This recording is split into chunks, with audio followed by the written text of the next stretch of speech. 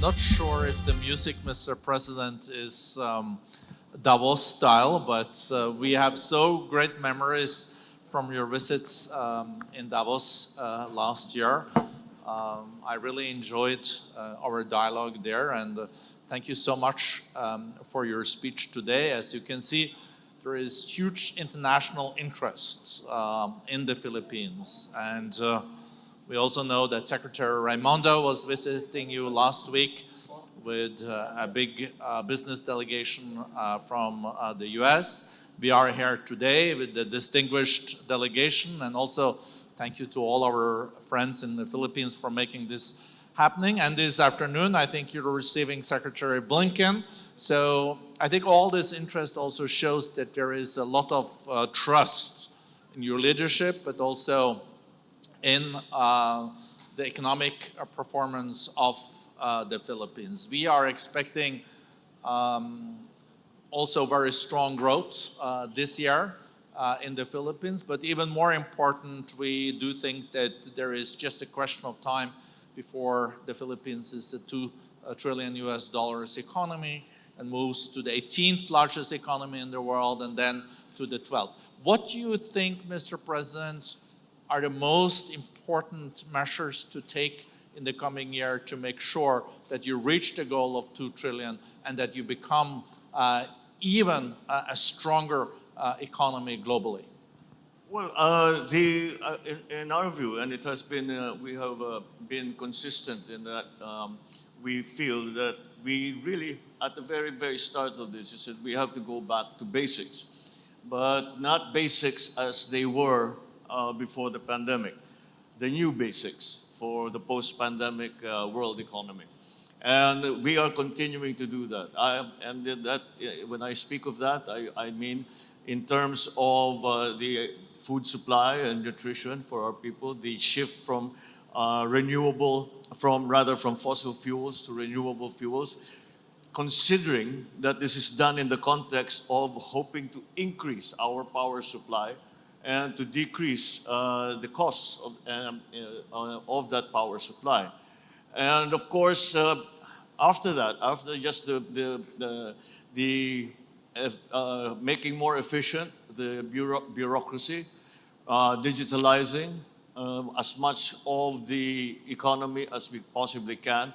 And for that, I speak mostly on the public sector. The private sector has really, by necessity, has had to keep up with the rest of the world in terms of digitalization. Unfortunately, it's the bureaucracy, the government functions that have taken the back seat. And so we are trying to work on that. And we are making good progress as we have, I think it comes from that very early recognition that the digital space is the space of growth. And so we are moving in, continues to move in that direction. So we, having attended to, or continue as we have attended to the basic areas of the economy, then we now move on to the initiatives that we would like to introduce. And those are, what I spoke of in my speech, are the investments that come from private partners, even G2 also, but government-to-government investments are also something that we are hoping to increase.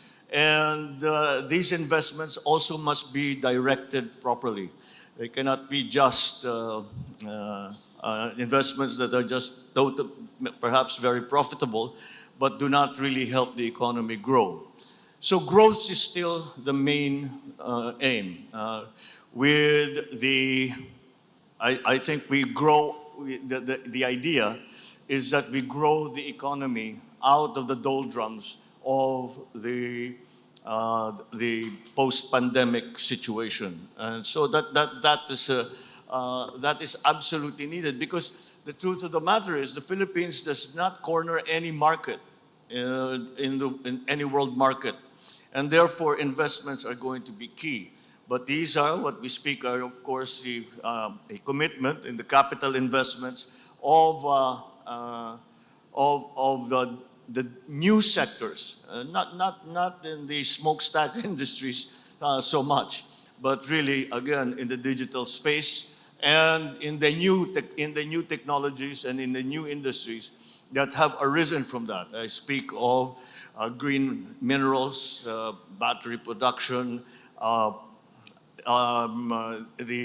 new technologies that we need to be adopting.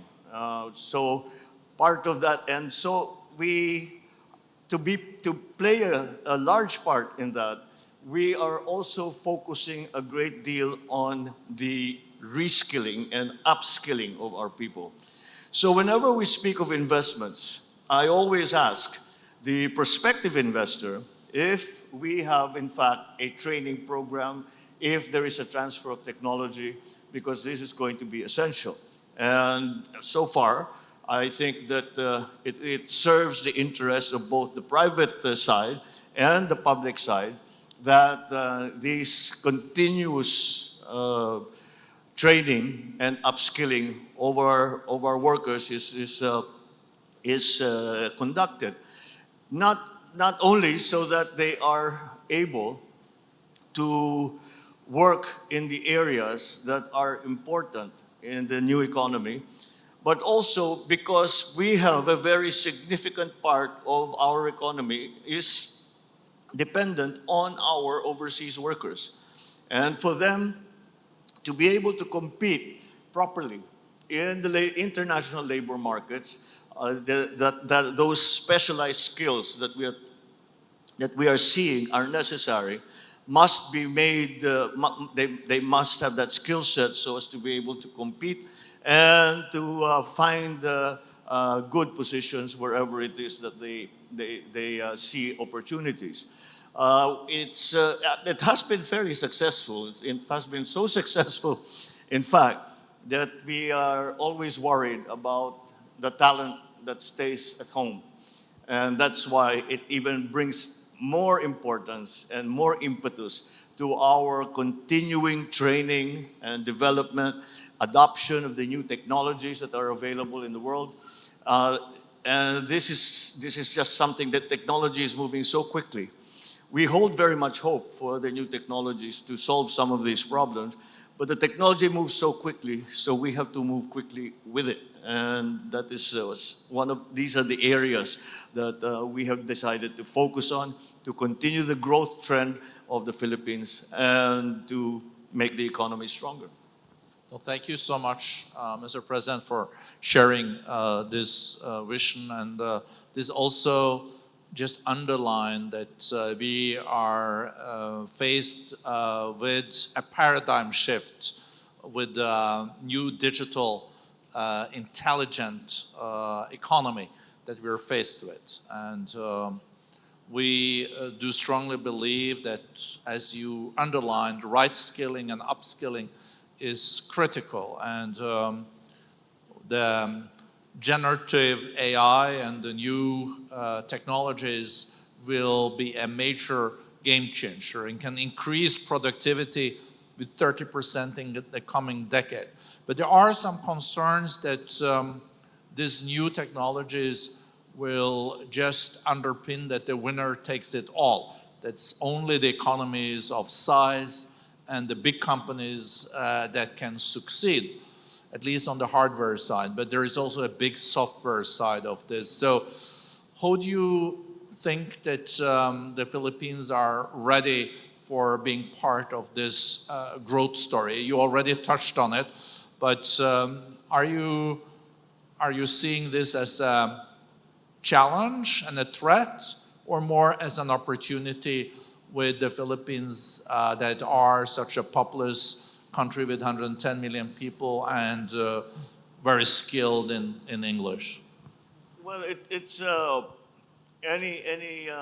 difficult to categorize it simply as a challenge or a threat, because any sharp blade cuts both ways. And we, I think, are seeing this now with AI, where we're still trying to figure out, we know how powerful it is, and we know how powerful it is going to be, even more so than it is now. We can see the necessity for AI, because there are many things that what we are doing is becoming more complicated, and we have to act very swiftly to be able to adjust to whatever occurrences there are. But again, I think I need not explain how the AI can also work against you. And but we must, there's a very clear understanding on our part that we must be part of that. Now, the asset, I mentioned this when we were in Davos, the main asset when it comes especially to the new technologies is our workforce. We have a young workforce. They are well trained. They are accustomed to working with foreign entities. We English speaking is not a small aspect to that.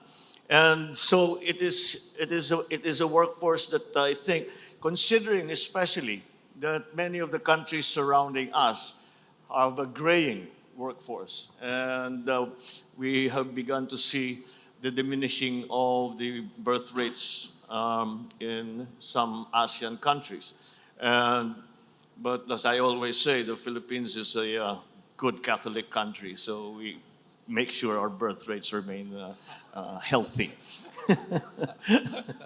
That's it's something that other countries see as a large challenge now, with fertility rate going so dramatically down. So I got your message. We should all listen more to the Pope in that respect.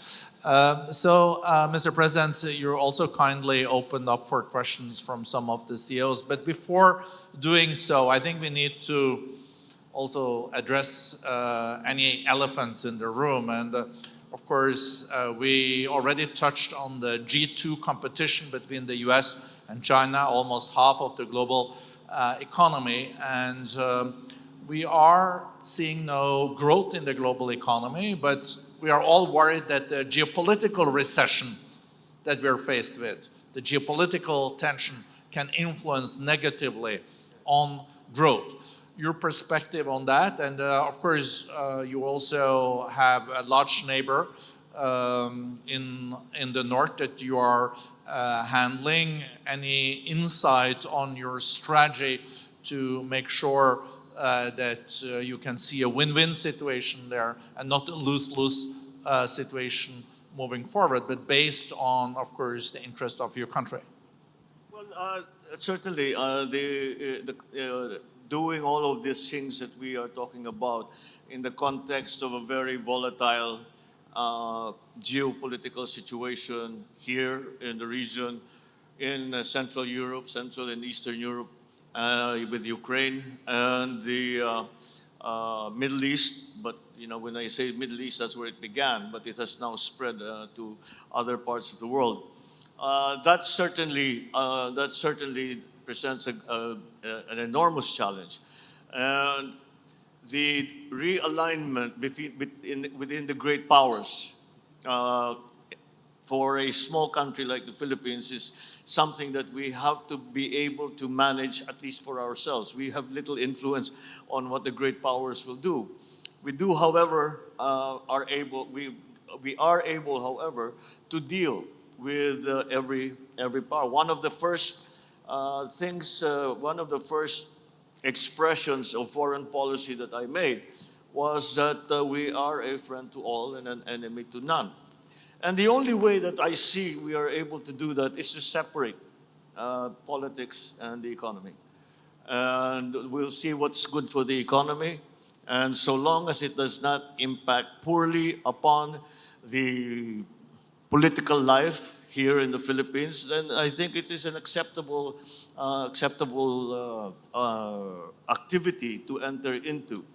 It's not, as you can imagine, because economic power is also used as political power in many of these instances. So it is not that simple, but we must continue to make that delineation, and hopefully we make the right choices so that our political stability, our political sovereignty, and sovereign rights are defended robustly, at the same time that we are able to deal with any country in the world, no matter what their political leanings might be, no matter what their alliances might be. But again, it is a difficult situation. It's a difficult problem. I do not underestimate how complicated it can get. But as long as we have a guiding principle, and that is to separate the two things as much as possible. It's not necessarily, it's not a binary solution, but it is something that we need to do if we are going to continue to grow the economy and yet maintain our political stability in the Philippines. No, thank you very much. And thank you also in Davos. You were very candid on this topic, remember? And it created a lot of news on this. So it's very interesting. So now the first I will turn to is Rajev Khanna, Sumitomo Mitsui Banking Corporation, SMBC. You're very familiar with them. You're over there, Rajiv. You have a mic even, yes? Yeah, thank you, Bernie, and thank you, Your Excellency, Mr. President, for painting the growth story and aspirations for Philippines. As was mentioned, I represent Sumitomo Mitsui Bank from Japan, and we've been in the country since 1975, and last year we completed the largest FDI from Japan into Philippines under your administration. I think I do hope that this is kind of a leading indicator to more investments coming from Japan rather than us leading these FDI league tables from Japan.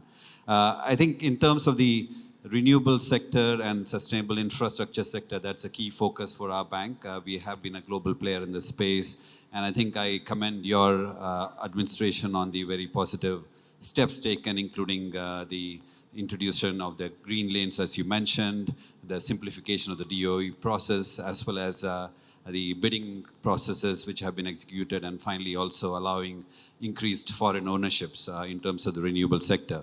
I believe that if we look at the wider region in Asia, which I lead for the bank, I do see Philippines as a very important market for us. I think particularly in terms of the renewable sector, I think Philippines has a number of strengths. Historically, it has geothermal capabilities, it has pumped hydro and hydro capability, and now more recently the focus on solar and wind, I think is quite encouraging for us. So we would also like to encourage you and the administration to continue to grow this sort of process and keep a very stable pipeline of opportunities, because for banks and institutions and investors, it's quite important that we have a steady stream of opportunities which allows us to commit resources and commit investments into your country. And I think we are quite happy to basically increase our capital allocation, which we've already done when we announced our investment into RCBC Bank in Philippines. Thank you. Thank you very much. This is precisely the kind of, precisely the type of economic activity that would be very beneficial to the Philippines. You touched upon it tangentially, climate change. That's perhaps I was remiss in not mentioning that, because no discussions that we have in government now do not include measures to mitigate, to adapt to climate change. We in the Philippines have once again achieved the dubious distinction of being the most vulnerable country to the effects of climate change. And so that adds another dimension to everything that we do. Because if you will remember in the remarks that I just made, everything, all the development that we talk about is premised on it being sustainable. And that is something that we really are very serious about, because we feel the effects. I was on my way here, we were all remarking on the fact that it's raining a little bit. And this is strange because we are in the middle of a drought. Beyond that, for example, here in the northern part of the country right now, we are suffering a drought. And the agricultural cost to that drought has already reached the billions of pesos. We have been able to prepare for it to a certain extent, but nonetheless, that is a problem. So that is a situation in the northern part of the country. In the southern part of the country, we're suffering floods. And this strange weather patterns are things that we are not used to. We are used to typhoons. We are used to the typhoon season coming in at a certain time of year, passing. The route of the typhoon is generally well known. And at the local level, we know how to prepare. But since, I would say, since Yolanda or Haiyan, everything has changed. And so we need to be fairly quick on our feet when we try to analyze what is going to happen. What the scientists have been telling us for many, many years now is happening. It is not imminent. It is here. And that is one of the greatest challenges that the Philippines faces. And we are expending a great many resources and a good deal of energy to try and make sure. Of course, you can imagine agriculture is the one that is the area that is most affected, and that is a critical area. So when you look at our financial numbers, you have to isolate the shocks that are hitting the economy and remove agriculture to be able to understand clearly what is happening to the economy. Because what is happening to agriculture are shocks that are completely out of control. They are nonetheless real and have to be attended to and have to be dealt with. So the shift from fossil fuels to renewables is something that takes up a great deal of our thinking, and that is why many of the investments that we are hoping to attract are in that area, in renewables. Well, thank you so much for underlining that. And you know, a few years ago, we used to say that we're dealing with the climate change due to the next generation and our grandchildren. But what you're saying now, President, I think you're so right, is happening now and here, the climate change. And we're seeing that the price of inaction far exceeds the price of action. But we're also touched on the digital economies. I think it would be good to have someone on this. I think Jackie Wang, Google, where are you, Jackie? I think you have a comment or a question also to the President. He already spoke a lot about the digital as an opportunity and no more digital divide. Hello, Mr. President. Thank you so much for that speech. My name is Jackie.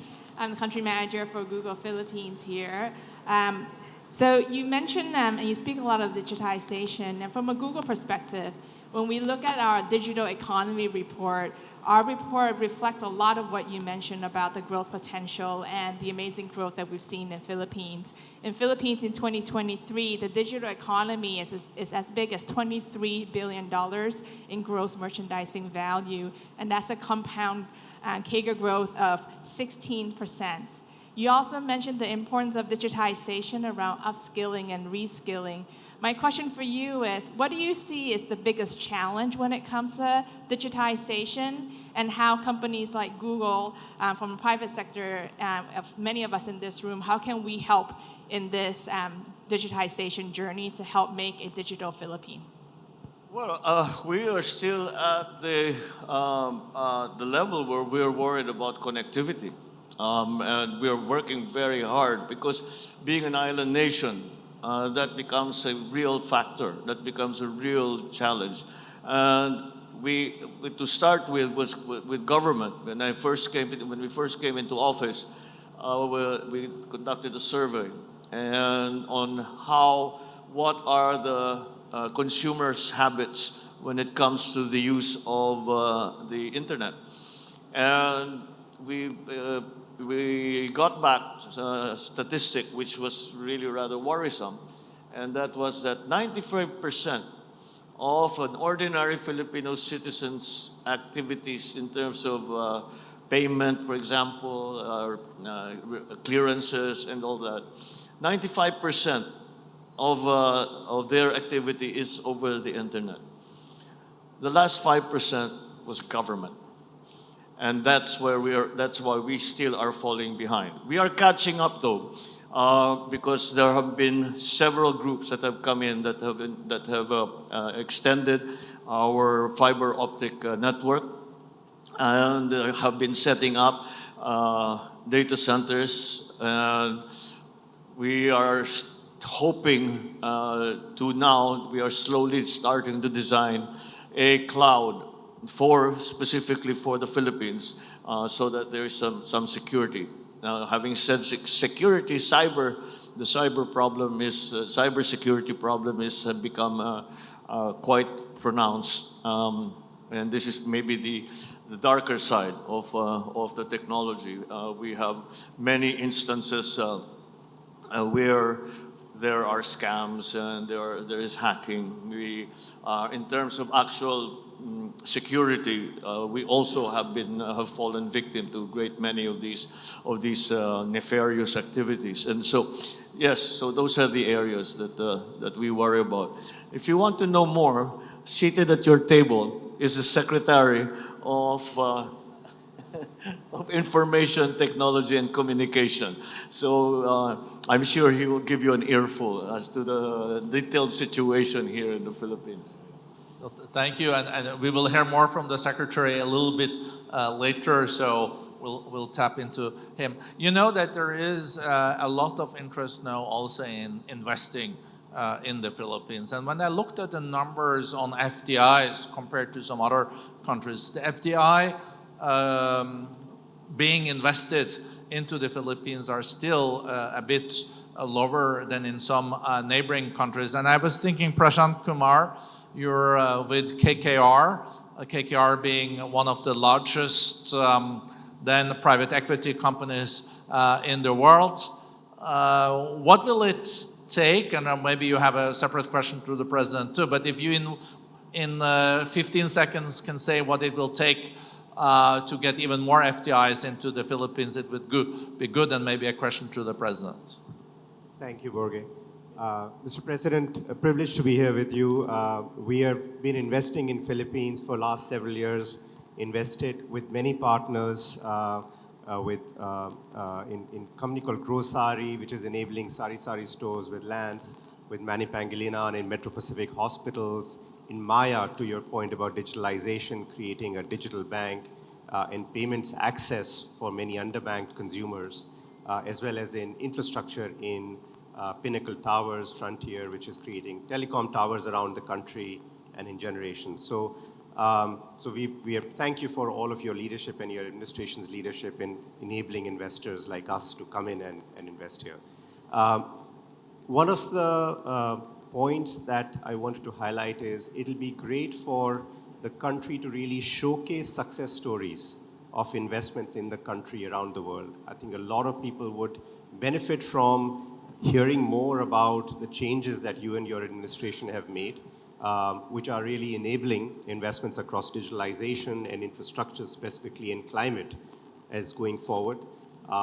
And that's one thing which many investors around the world are less familiar about, the things that have changed. So my request would be to just really showcase some of the changes and opportunities that the country is creating. And then the second one, which we've been discussing with some of your colleagues in the administration, has been around creating the basic foundational layer for digitalization, which enable national ID, credit bureaus, around foundations, which then the businesses can come in and invest and start creating new opportunities for the consumers. But we are very excited about investing here. Again, question to you and your thoughts on what can we as investors, foreign investors, do to create more awareness, and what can we do to support your agenda in drawing more FDI into the country?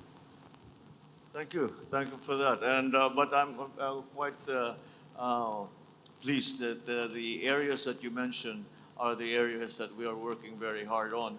But these are structural changes that we have to make, and by their very nature, structural changes.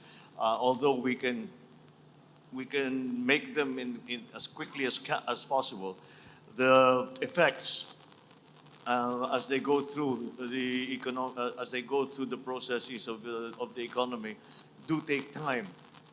And so we have, I think, properly identified the areas that need work.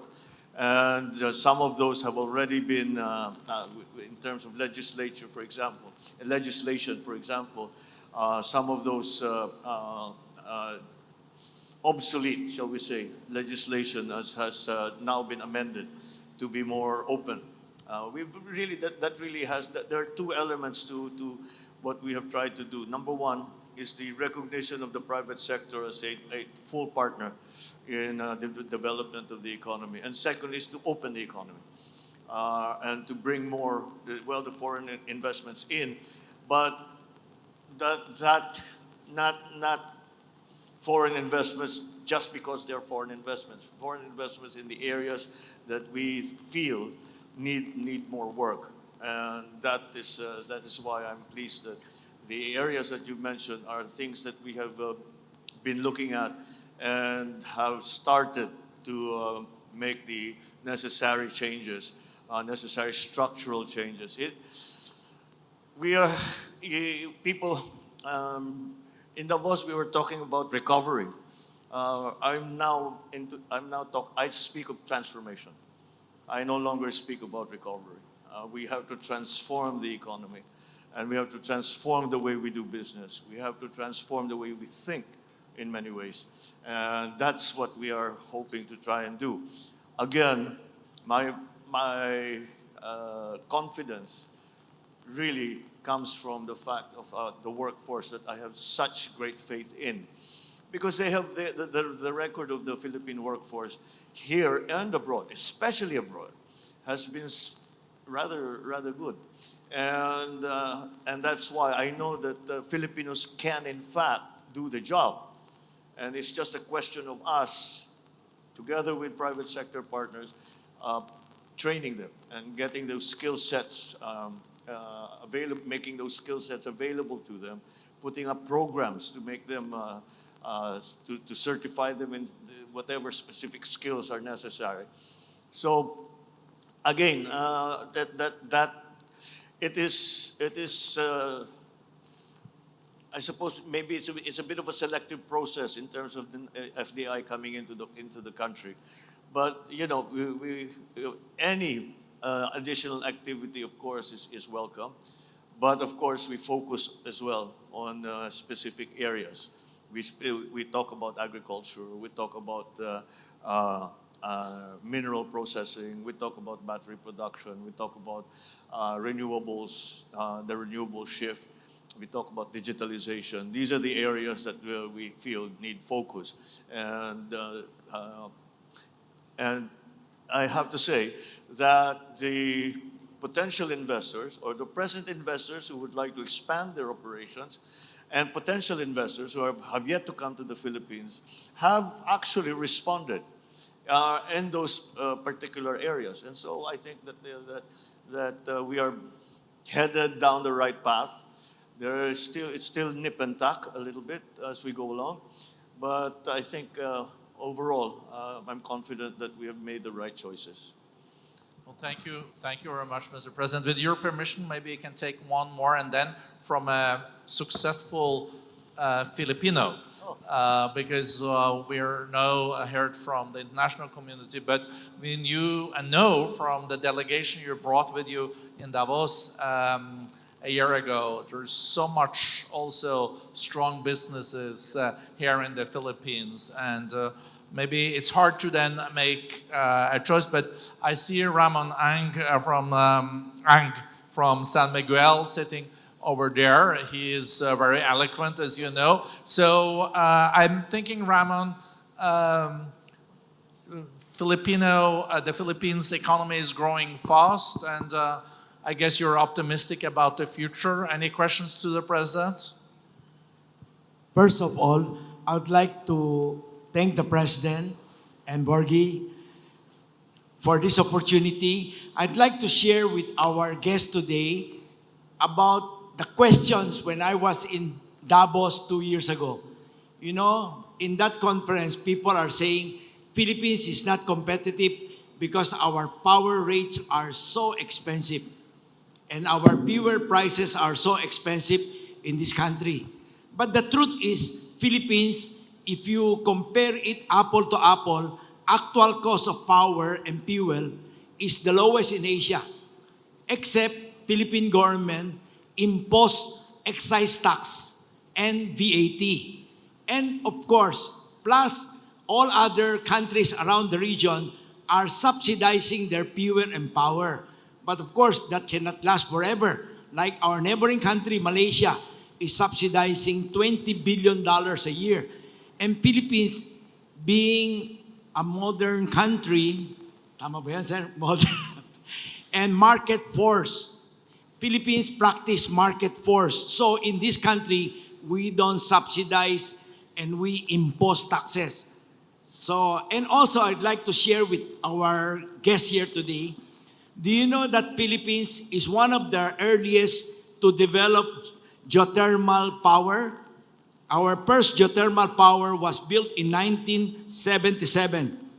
And today our geothermal is 2,000 megawatt. And Philippines is also one of the first in Asia to build nuclear power plant in 1976. And also we operated discovered our Malampaya natural gas early on in 1980s. So Philippines, by the way, also solar, I was talking to my colleague here.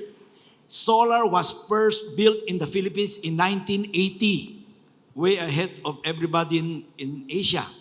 So Philippines is very, very advanced during the 60s, 70s, and 80s. And the unfortunate event of military takeover stopped everything. And now we are trying to catch up thanks to our beloved president. Thank you po. Thank you. Thank you, Ramon. Well, he has the SMC, San Miguel has really been a very large part. Sabina Boitis is smiling. Maybe he has different figures from Ramon in terms of the power generation. We'll get into that. We'll talk about that. We can give him the floor too, to keep the balance. But yes, SMC has become. We just signed with them. They formed a consortium to improve our airport, which has been adjudged as being one of the worst airports for many years. So we're about to change that. That's part of the physical connectivity we talked about, but also because of tourism. Tourism is the contribution of tourism to the economy is a significant number. So we're hoping to continue that. So. That is why that is precisely one of the best examples that we have of a partnership between government and the private sector, and this is one of the, I believe, despite being the largest PPP that we have ever entered into, we were able to go through the entire process in record time. And that's what we try to keep hoping for, to make sure that the roadblocks that are unnecessary, that really have been part of the evolution. One of the things that really happened here was that many things were instituted during the pandemic that no longer apply. And we have to remove those again and redesign, as it were, the economy. And so one of those areas is PPP. And thus far, I believe we have been successful in attracting that kind of arrangement. However, we do not limit ourselves to that. We look to G2G arrangements. We look to purely commercial joint venture arrangements between private corporations, and so that is our way of opening, as I said, the economy. Thank you very much. We would have loved this to continue for another hour, but we know, Mr. President, that very soon you will have a big interview with Bloomberg. Then we know you're seeing Secretary Blinken. So we feel very privileged that you wanted to spend time with us. And also, as we discussed in the short bilateral meeting, it's always good to have a Q&A before you go on Bloomberg, you know. So I hope this was a good warm-up for you too, for Bloomberg. Yes, thank you. Yes, I'm very happy to always come and explain what it is that we are trying to achieve here in the Philippines, and I think that it is an important part of bringing the Philippines really to the world. And one of the comments that I made very early on again in the administration was that we have to reintroduce the Philippines to the world because we have become insular. The pandemic played a huge part in that phenomenon. So that is what I think that we have met with some success. So thank you for these opportunities such as this. I am glad to be able to explain and to give an idea to all our partners and prospective partners, give an idea on the investment terrain in the Philippines. So thank you for the opportunity. Thank you so much, Mr. President, and thank you for not only explaining it, but explaining it in such a convincing way, and also in such a warm way, as we saw in Davos. Your session was one of the most popular ones, and so many downloaded also it virtually after. And we do hope, though, that we can see you back in Davos in 2025. Well, we'll say that as long as it's all for me, it's all scheduling. Yeah. I would love to go back to Davos and I take that for a yes. see how far we've come since the first meeting. Yeah. No, thank you very much. So what we will do now, the president has agreed also to have a family photo here with the president, and then let's do a big applause and thank you so much, Mr. President. Thank you. Really enjoyed it.